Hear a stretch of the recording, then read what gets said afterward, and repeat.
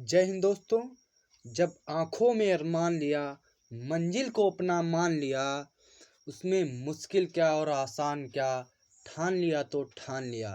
साहित्यिक नगरी उन्नाव से जीएस की क्लास में आपका स्वागत है।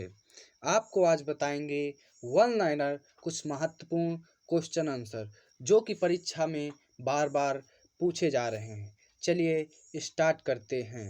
जो फसल जुलाई में बोई जाती है और अक्टूबर में काटी जाती है वह क्या कहलाती है?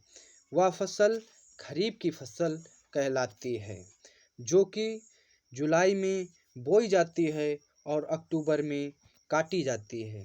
चलिए आगे बढ़ते हैं। जो फसल रबी और खरीफ की फसल के बीच में तैयार की जाती है वह कौन सी है? जायद की फसल रबी और खरीफ की फसल के बीच में तैयार की जाती है। आगे बढ़ते हैं। खरीफ की फसल कौन कौन सी हैं? खरीफ की प्रमुख फसलें हैं ज्वार, बाजरा, मक्का, चावल, तिल आदि। आगे बढ़ते हैं। रबी की फसल कौन कौन सी हैं? रबी की प्रमुख फसलें गेहूँ, चना, जौ, मटर, सरसों, आलू आदि प्रमुख रबी की फसलें हैं। आगे बढ़ते हैं। जायद की कौन कौन सी प्रमुख फसलें हैं? खरबूजा, ककड़ी, खीरा आदि जायद की प्रमुख फसलें हैं। आगे बढ़ते हैं। नकदी की फसल कौन सी है? नकदी की प्रमुख फसल चावल है। आगे बढ़ते हैं। बंगाल का प्रथम विभाजन कब हुआ? बंगाल का प्रथम विभाजन 1905 ईस्वी को हुआ। आगे बढ़ते हैं। वीर सावरकर ने किस संस्था की स्थापना की? वीर सावरकर ने अभिनव भारत संस्था की स्थापना वीर सावरकर द्वारा की गई। आगे बढ़ते हैं। 1942 में किस ब्रिटिश प्रधानमंत्री ने क्रिप्ट मिशन भारत भेजा? 1942 में विंस्टन चर्चिल ने क्रिप्ट मिशन भारत भेजा।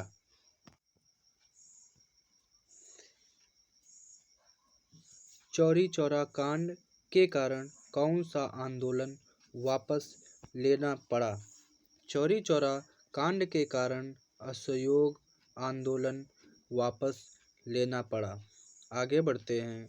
1930 में तटगांव को मुक्त कराने में प्रमुख भूमिका किसकी मानी जाती है? तटगांव को मुक्त कराने में सूर्यसेन की मुख्य भूमिका थी। आगे बढ़ते हैं। काकोरी रेल डकैती कांड कब हुआ था? काकोरी रेल डकैती कांड 9 अगस्त 1925 को हुआ था। आगे बढ़ते हैं। भारत के उत्तर में कौन कौन से देश स्थित हैं? भारत के उत्तर में चीन, नेपाल, भूटान देश स्थित हैं। आगे बढ़ते हैं। भारत के दक्षिण में कौन सा महासागर है? भारत के दक्षिण में हिंद महासागर है। आगे बढ़ते हैं। भारत के मध्य में कौन सी रेखा गुजरती है? भारत के मध्य से कर्क रेखा गुजरती है। आगे बढ़ते हैं। तब तक आप लोग यदि नए हैं तो चैनल को सब्सक्राइब करिए, वीडियो को लाइक तथा शेयर करिए। भारत का दक्षिण छोर क्या कहलाता है? भारत का दक्षिण छोर इंदिरा पॉइंट कहलाता है। आगे बढ़ते हैं। भारत की जल सीमा किन देशों से मिलती है? भारत की जल सीमा मालदीव, श्रीलंका, बांग्लादेश, म्यांमार, पाकिस्तान आदि। कर्क रेखा भारत के कितने राज्यों से होकर जाती है? कर्क रेखा भारत के 8 राज्यों से होकर गुजरती है। आगे बढ़ते हैं। भारत की स्थल सीमा किस देश के साथ सबसे ज़्यादा है? भारत की स्थल सीमा बांग्लादेश के साथ सबसे ज़्यादा है। आगे बढ़ते हैं। कोकण कहाँ से कहाँ तक स्थित है? कोकण गोवा से दमन तक। आगे बढ़ते हैं। कौन सा द्वीप भारत और श्रीलंका के बीच में स्थित है? रामेश्वरम द्वीप भारत और श्रीलंका के बीच स्थित है। रामेश्वरम। आगे बढ़ते हैं।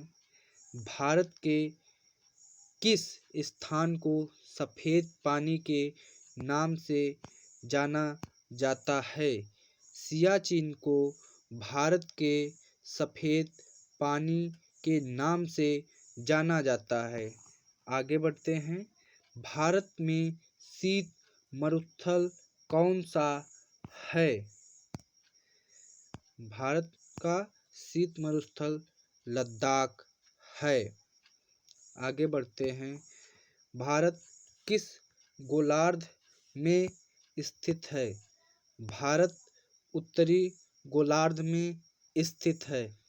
आगे बढ़ते हैं। मारो फिरंगी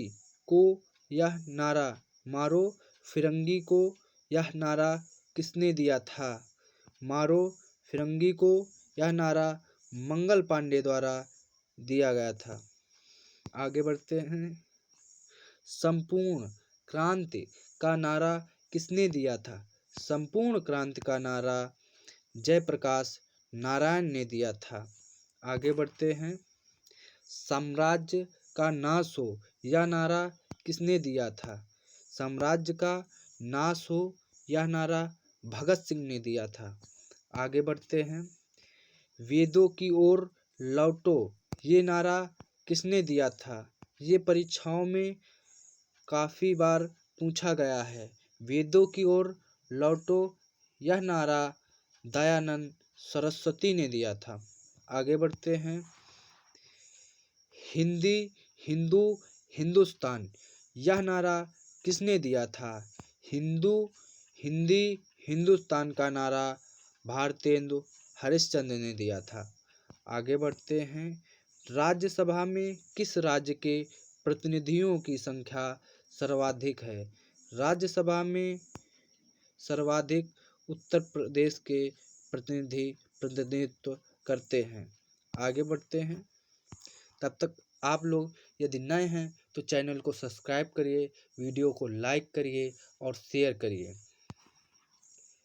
राज्यसभा के प्रति उत्तरदायी कौन नहीं होता है? राज्यसभा के प्रति मंत्री परिषद उत्तरदायी नहीं होता है। आगे बढ़ते हैं। विश्व की सबसे बड़ी झील कौन सी है? विश्व की सबसे बड़ी झील कैस्पियन सागर है। आगे बढ़ते हैं। विश्व की सबसे गहरी झील कौन सी है? विश्व की सबसे गहरी झील बैकाल झील है। आगे बढ़ते हैं। सबसे अधिक ऊंचाई पर स्थित झील कौन सी है? सबसे अधिक ऊंचाई पर स्थित झील टिटिकाला झील है। टिटिकाला झील सबसे अधिक ऊंचाई पर स्थित झील है। आगे बढ़ते हैं। वान झील कहाँ पर स्थित है? वान झील तुर्की में स्थित है। आगे बढ़ते हैं। दिल्ली के किस सुल्तान ने सर्वप्रथम सिंचाई पर कर लगाया? सिंचाई पर सर्वप्रथम कर फिरोज तुगलक ने लगाया। जय हिंद दोस्तों। आप कमेंट में अपना फीडबैक ज़रूर दीजिए, आपको वीडियो कैसा लगा। चैनल को सब्सक्राइब, वीडियो को लाइक तथा शेयर ज़रूर कीजिए। धन्यवाद।